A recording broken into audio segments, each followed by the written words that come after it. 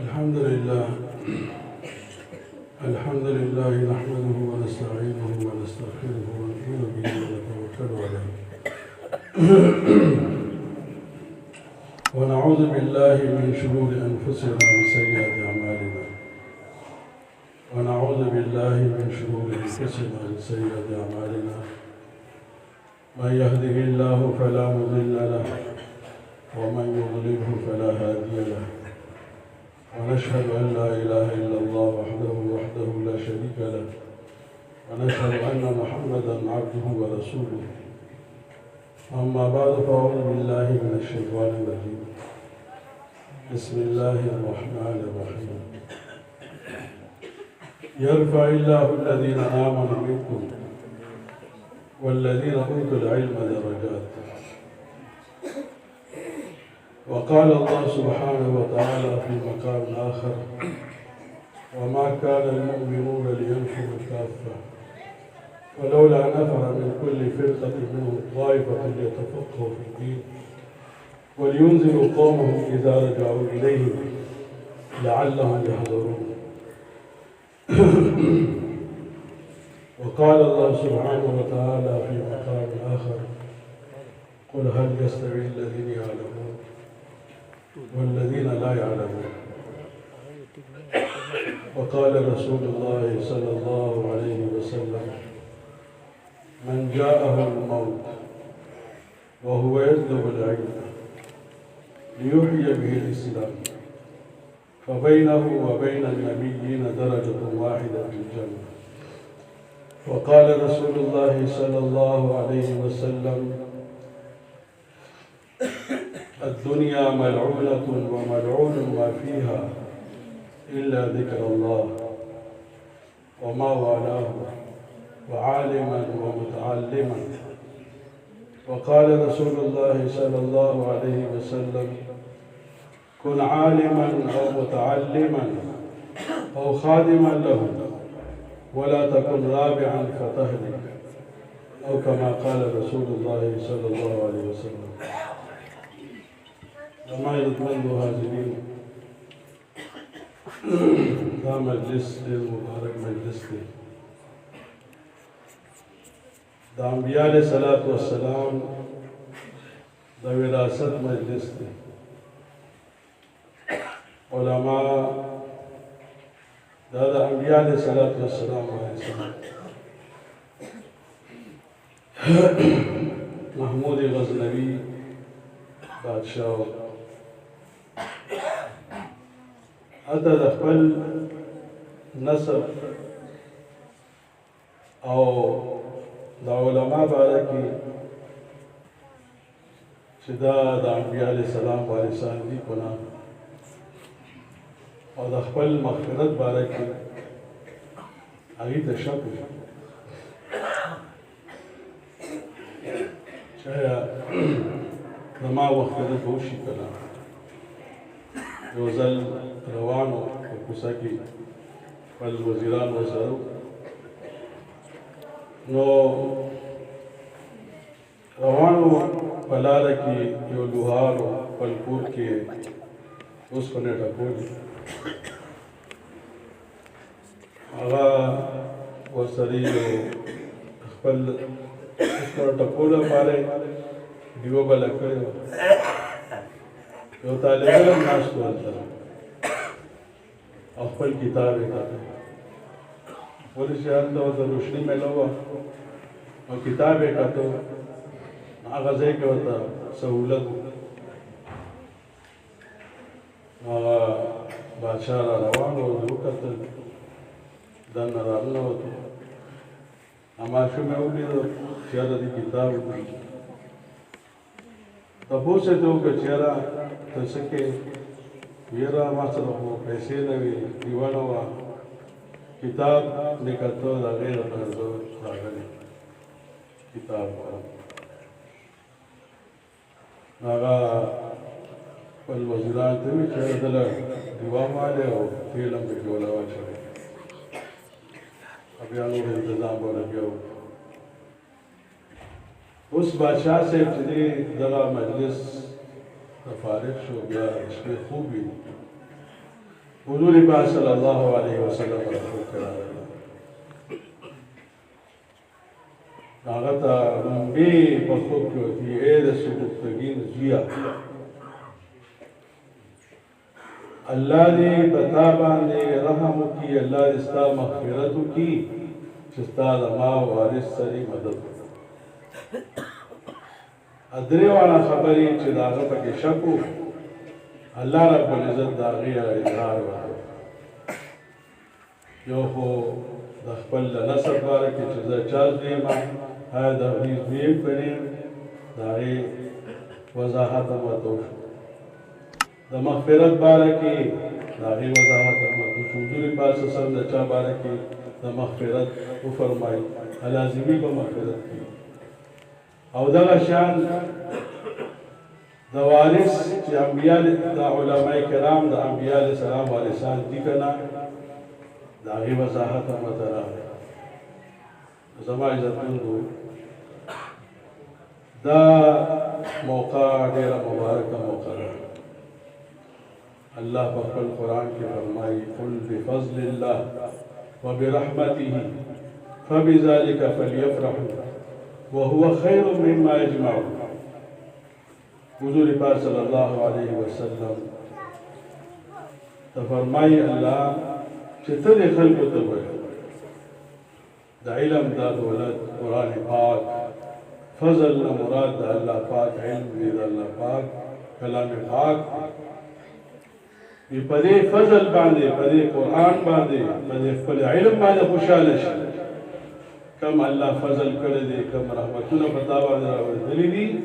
په دې باندې خوشحاله شي. د خوشحالۍ څیز به په دنیا کې دا دی. ولې چې سړی څنګه وفات شي نو فوراً د ده په د دنیا ژوند الله سره احکامات، الله سره تعلق والا و.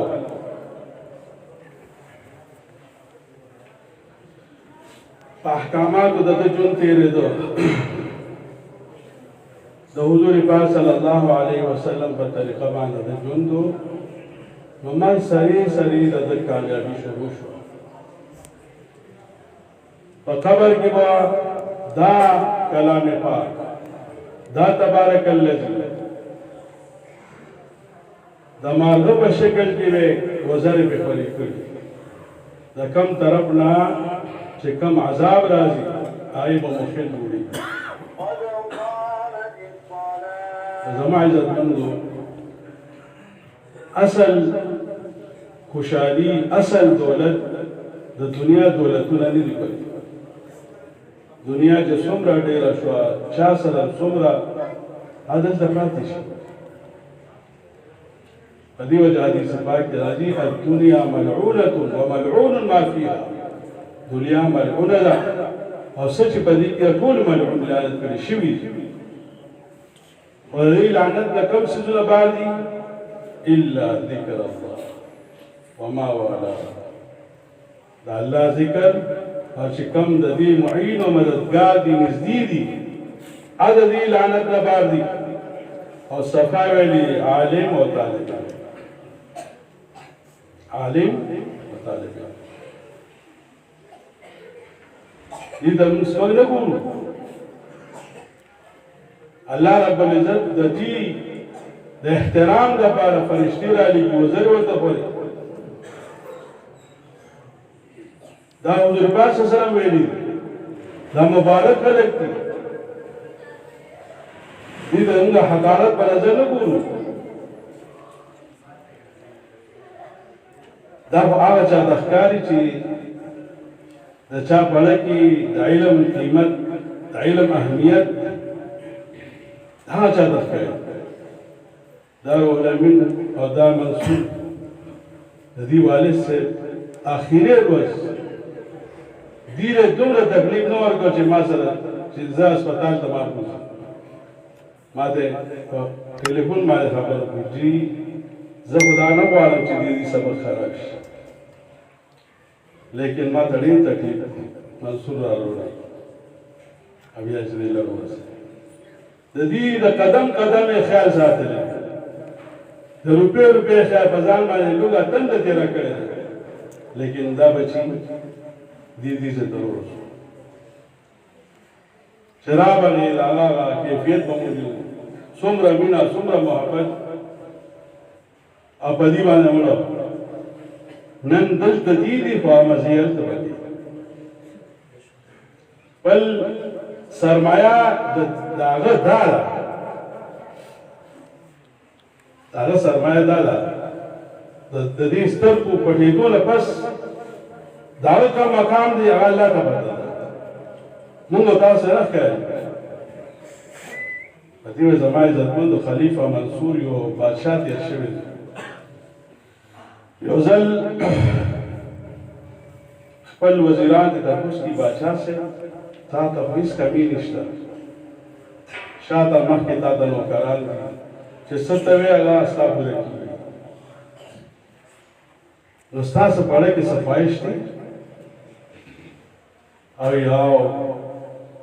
او اسویلې غوندې زما په اړه کې ډېر حسرت دی خپل عالمو ویما سره مال ډېر دی او څه چې زه ما کېږي خو زما په اړه کې یو حسرت دی اصل دا دی چې طالبان ما ته مخې ته وي او زه احادیث لولم او هغې ما باندې د سند باره کې چې دی نو سوال کوي او زه د هغې جوابونه ورکوم نو په سبا باندې وزیرانو د هغې دپاره چې دی نو د خپل چم ګاونډ خلک یې راغونډ کړو او کېنول ورته نو باچا صاحب ته وایي چې باچا صاحب ستا هغه تمنا نن حسرت نن پوره کړو راشي نو باچا صاحب چې وکتل خلک طالبان عام خلک یې راغونډ کړي خو یو سوړ افسوس تفصیلې وکړي چې زم که طالبان غواړم دا نه دي طالبان خو هغه چې د علم طلب وي پکې په سترګو کې خمار وي د خوب شلېدلې کپړې او په شلېدلو چې دی نو کاټونو ناست دي بادشاه دی دا حسرت دي زما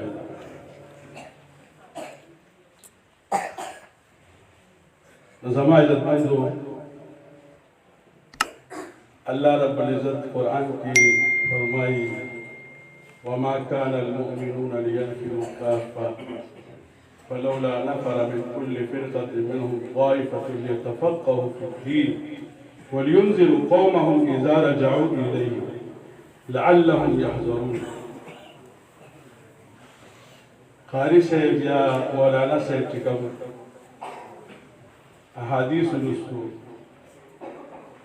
نو بعینه قرآن کی اللہ رب العزت په دې آیات کې دا فرمایي چې ټول خلک علم نه شي ورته لیکن کلی کې یو څو کسان داسې تیار دي د علم لپاره چې هغه په علم کې تفقه حاصل علم حاصل او د علم مقصود سری لینذروا چې د خپل علاقه څنګه چې انبیاء علیه الصلاۃ والسلام مبعوث شو د څه لپاره چې خپل قوم خپل علاقه پوره امت ویری څنګه ویری دا کم څه چې موږ لیدلې حضور پاک صلی الله علیه وسلم د احادیثو کې ویلي دي هغه خبرې زموږ په دنه یقین کې راشي موږ هورو لیکن زموږ په زړه کې چې دا یقین راشي واقعي مرګ شته خبر شته پولیس راز شته قیامت ورځ شته زه به مرم خو ما په دنیا کې څنګه وخت تېرول پکار دي افحسبتم انما خلقناكم عبثا وانكم الينا لا ترجعون الله فرمایي چا ستا جون اسی بس شپې تېرولو لدي ورځ تېرولو لدي وخت مازدیګر تېر شو ماښام تېر شو ټول عبث تېر شو وانكم الينا لا ترجعون آیا تاسو ما درته نه راځئ په دې وجه زما عزتمندو خپل هم راتلل د الله په احکاماتو نور هم راوستل څنګه چې د انبیاء علیه الصلاة والسلام د هغې مقصود الله رب العزت مبعوث کړي د څه لپاره ليتفقهوا في الدين ولينذروا قومهم اذا رجعوا اليه چې دا علما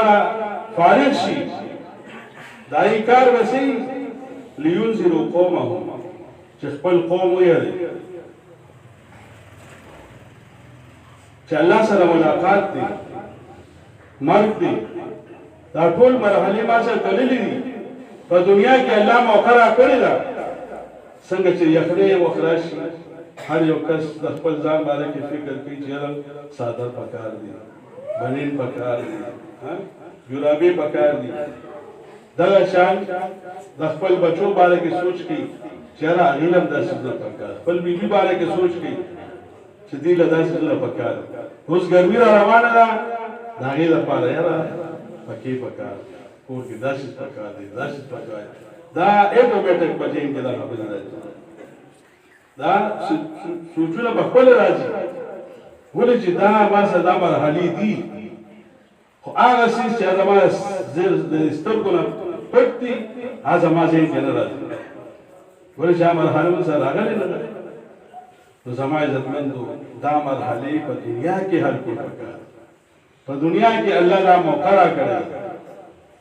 او څومره چې موږ په دین چلیږو د الله وعدې دي الله فرمای من عمل صالحا من ذكر او انثى فلنحيينه حياه طيبه ولنجزينهم اجرهم باحسن ما كانوا يعملون الله فرمای چې څوک موږ د زنانه بار کړی دلته منې رولې نو من اطلاق په نارینه نه په زنانه چې څوک د الله دین اختیار کړ د الله دین لټي دا نه چې دکاندار دې د دکان کې دین نه د په دکان کې دین نه پکا نه الله موږ د دکان نه منع کوي د ذمہداري نه منع کوي د خپل دفتر نه الله نه منع کوي هیڅ یو کار نه منع کوي خو خپل دکان خپل پټي خپل دفتر آیا دین تابع پای کې کم احکامات دي هغه احکامات پکې لاګو کړو نو تا حقوق مخې ته د پلار حقوق پیژنو د مور حقوق پیژنو د خپل بیبي حقوق پیژنو نن زموږ جګړې څه دي خپلې بیبیانې زموږ نه لرې ولې دي زموږ خپل مور او پلار زموږ نه لرې ولې دي پلار لګي زوی وړي زوی لګي پلار وړي پس مردارې دنیا کوچر دا حقوق مخې ته شو دا عدالتونه دا ټول ختم شي حدیث پاک کې راځي کو سو خپل حق پرېږدي الله ورله په جنت کې چې دنو محل ورکړي خپل حق هر یو خلق دا زما حق دی حق باندې عمل وکړه وي څوک خپل حق پرېږدي ادو الله رب العزت څوک رشتہ داری پالي الله رب العزت داغه عمر کې بزیات والے راوړي دا په رزق په الله ځل دا د حضور پاک سره د خپل خبرې معنی همغه سوای دغه ما سره دې بد کړی زبر څنګه چې دې واحسن الى من اساء اليه هغه چا سره په تاسو سره بد خو ورسو الله چا سره کوي هغه چا سره خو کله تاسو سره بد سل من قطع واعف من ظلمك واعط من حرمك هغه چا سره رشتہ داریو ته چې کوم معقول کی برابر رشتہ داری کول وایدا چې کوم تاسو مات کینو تو سره سوکتا محرومت دی غل ورکا سوکتا ما ظلم کی هغه ماوکا زمون د ټول د دې مطابق شته دا دین د زمانه حضور پاک صلی الله علیه وسلم انك على خلق عظیم بهترین اخلاق حضور پاک صلی الله علیه وسلم فرمایي الکیس من دان نفسه وعمل لما بعد الموت عقلمند څوک دی؟ موږ چا ته عقلمند وایو؟ هر یو کس وایي چې یاره سهار نه والې ماښام په دنیا په دندو کې لګیا دی پیسې ګټي د شاباش د ټول نه زیات عقلمند ته وایو. لیکن حضور پاک صلی الله علیه وسلم عقلمند چاته ویلي دي؟ هغه چاته ویلي چې خپل ماضي وکتله، زما ماضي څنګه تېره شو، زما د پرونۍ ورځ څنګه تېره شوه، زما نننۍ ورځ څنګه تېرېدل پکار دي، زما سبانۍ ورځ را روانه ده هغې کې د الله احکامات څومره دي، د حضور پاک صلی الله علیه وسلم طریقه پکې څومره پکار ده. زما عزتمندو دین سړي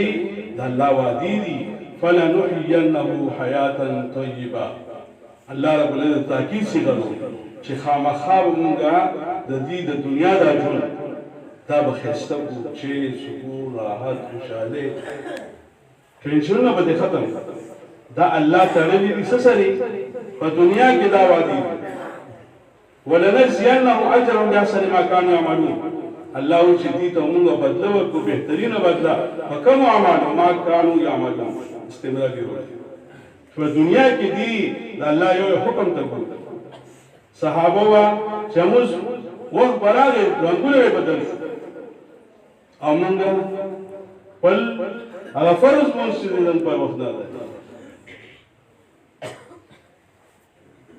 د یو اشراق موږ کوو هغې په وجه باندې زما د سمندر د زګم رسونه ګناهونه دې الله معاف کړي. موږ ته فرض و توفیق نه ملګي اشراق. زما عزتمندو بل ذکر الله فرمائی ومن يتق الله يجعل له مخرجا ويرزقه من حيث لا يحتسب. سوچ تقوا اختیار کی د کم نه چې الله منع کړي او د کم ورته ویلي دغه به جور وړي نو الله رب العزت په دنیا کې وعده چې يجعل له مخرجا. مونږ ګورو کنه یاره زما دا کار وکړې دا وکړې الله یجعل له مخرجا. دا تمام کارونه به الله کولاوي. دا څه په احکامات د نبی په طریقه باندې ويرزقه من حيث لا يحتسب. او الله به دا څنګه رزق ورکوي چې هغه وهم ګمان باندې وشي ذهن کې به دا خبر راځي نه الله وایي دا ذهن انتظام. زم مولانا حسین احمد مدني رحمت الله علیه یو ځل یو نواب ورپسې راغی چې ما سره به ځای بیان ده نو هغې ورته وایي چې زه خپل سبق پړاوم د هغې نه پس به تاسو ته نو هغه سبق یې پړاو کړو. بیا د هغې نه پس خپلې کپړې یې ټولې نو خپل شاګرد والا یو شیشه راوړه کستوري هغه وخت د هغې 90 روپۍ د هغې قیمت نو هغه چې راوړه نو پټکي والا واچوله په ګیره په کپړو ټول یې ختمه کړه. نواب صاحب ته پته وه چې دا خو دونه قیمتي دغه ده نو په لار روان و ورته وایي چې مولي صاحب دا یو شیشه دونه قیمت دی تا په یو ځای ختمه کړه بس وی الله راکړي ته به دې څه نو هغه چې بیان یې وکړو واپس راته نو بیا ورته حضرت آئندہ سال کے ہر مہینے کے 30 شیشیاں میرے طرف سے آئندہ سال کے ہر مہینے کے 30 شیشیاں یہ میرے طرف سے نو آگا ہوتی کہ حضرت نواب صاحب یہ میں نے آپ کو کہا نہیں یہ اللہ نے دل میں ڈالا وی اللہ پڑھا کی واجو وی دا سے اللہ رب العزت ورکی تا تمام سے ویلو چی مال راکا دا ستا بزر کی اللہ واجو نو اللہ رب العزت چی دی دا سی دا رزق خزانی دا رزق دروازی دا اللہ بلاو او دا اللہ اعمال سلطنی تو زمان عزت مندو نن مو خپل مالونا خپل بدنونا خپل وختونا الله له دا الله په دین باندې څومره مونږه خپل ځان لګو الله به زموږ صلاحیتونه نورم سیوا کوي زموږ مال کې به الله نورم برکت اچي ولې چې دا الله وادي دی و دین مهنت سره ان تنصروا الله ينصركم ويثبت اقدامكم. کو چرې تاسو د الله د دین محنت کوئ نو الله رب العزت تاسو مدد کوي او ستاسو قدمونه به الله رب العزت د دشمن په مقابله او حضور پاک صلی الله علیه وسلم فرمای نظر الله امرا سمع مقالتي فوعاها ثم اداها كما سمعها رب مبلغ او عالم سامع. یہ سرسبز او شاداب دی زما هر امتی چا چې زما یو خبره واورېده هغه محفوظه کړه او بیا مخکې ورسوله څنګه چې اورېدلې وه هغه شانې مخکې ورسوله. وی سرسبز شاداب حضور پاک صلی الله علیه وسلم دعا کړه. یو صحابي عبدالله بن مظافر رضی الله عنه د هغې ملګري ګیر کړي نصارو نو د هغه مخکې ته چې دی نو ټولې خبرې مخکې ته کړې بهی ته خو خپل دین پرېږدي نو زه به تا خپل ځان سره په خپل ملک کې شریک کوم. نو هغه ورته وایي چې باچا صاحب ته خو لا دا وې چې نیم ملک ته دا خپل ملک او دغه شان اووه ملکونه نور هم ته ماله راکړي او ما ته وې د سترګې د رب عمره د خپل اسلام پرېږده نو یې زه دې ته هم ولې تیار دی د سترګې د رب عمره سترګه څونه وخت کې رب پرې که وي دونه وخته به ته خپل دین پرېږده نو زه دې ته هم ولې تیار دی ته ماله اووه ملکونه داسې نور هم راکړي. نو بیا د هغه مخکې څه کسان دیګ ته ورویشتل بالکل دغه شو وسوځېد بیا دی به جړا شه د نمبر راغی په جړا شه نو د هغې کسان ولاړو تپوس یې وکړو چې آیا دین پرېښودو ته تیار یې وي نه نو بیا دې ولې وجړل نو وجړل مې په دې چې زما خو یو بدن دی او تاسو به چې دی نو په دې کې واچوئ او بس ختم شي. جړا به دې ده چې زما په بدن باندې څومره ویښته دي دومره زما بدنونه وي او د الله د دین دپاره قربان شي. دا د هغې د دین جذبه وه دا زموږ اسلاف دا زموږ مشران وس نو الله وایي وانفقوا مما رزقناكم من قبل ان ياتي احدكم الموت فيقول رب لولا اخرتني الى اجل قريب فاصدق واكن من الصالحين. چې کوم مالونه مې درکړي دي الله وایي د مرګ نه مخکې دا زما په لاره کې خرچ کړې هسې نه چې د مرګ په وخت کې ووایې رب ارجعون لعلي اعمل صالحا الا لغونده کې وخت ما دنیا ته ولېږه چې کوم مال مې پرېښي دي ګریدات مې پرېښي کوم څیزونه مې پرېښي دي زه ستا په لاره کې خرچ کړمه واکن من الصالحین او د صالحانو نه شم. نو لا یستأخرون ساعة ولا یستقدمون. دا الله فیصله نه یو ساعت وروسته کېدی شي او نه یو ساعت مخکې کېدی شي. الله موږ له موقع راکړې چې دا خپل استعدادونه نن کوم د دنیا لپاره استعمالوو چې یاره پلانې ځای کې ځای خرڅېږي او دا پلانې ستا ملګری دی دله ما خبره وکړه چې یاره ما له راځې ځان راکړي یاره پلانې څیز دی دا چې دی نو داسې دی او هغه ما خبره وکړه چې ما ته لږ ځان کړي سوچونه کوو که نه دا صلاحیتونه استعمالوو دا صلاحیتونه مونږ د الله په دین باندې د حضور پاک صلی الله علیه وسلم هر امتي باندې خرڅ کړو چې دا پلانې ملګری څنګه مونږ ګزاره شي دا پلانې ملګری څنګه د الله په لای کې اوسي دا پلانې ملګری څنګه د جهنم نه بچ شي دا د امت مسلمه یو فکر و یو فکریه وه نو دا فکر چې زموږ عام شي د الله په لاره کې اوسو د خپل لجون مزې واخلو د خپل لجون احساس مو ته راشي. مخکې ورځې کې یو کس راغی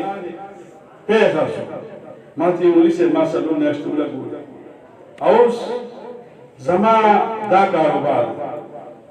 چې د میږې پې او د غوا پې دا چې دی نو چې دواړه یو ځای کېنه او واره نه کېږي